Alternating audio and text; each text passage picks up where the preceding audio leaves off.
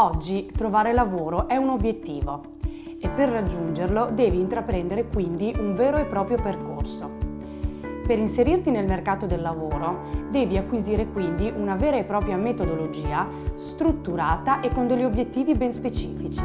Il percorso che ti serve per trovare lavoro è caratterizzato da 3 step, ognuno dei quali ha un obiettivo specifico. Il primo step è: definisci il tuo obiettivo professionale, ovvero ciò che ti rende maggiormente competitivo nel mercato del lavoro.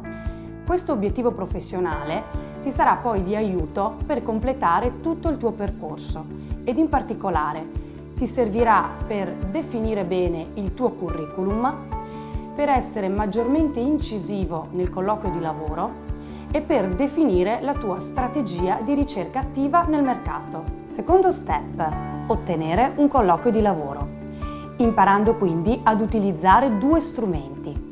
Da un lato la preparazione di un curriculum che valorizzi la tua candidatura e parli di te da un punto di vista professionale. Dall'altra parte la strategia di ricerca, che sarà composta di 2 modalità, una modalità attiva e una modalità passiva.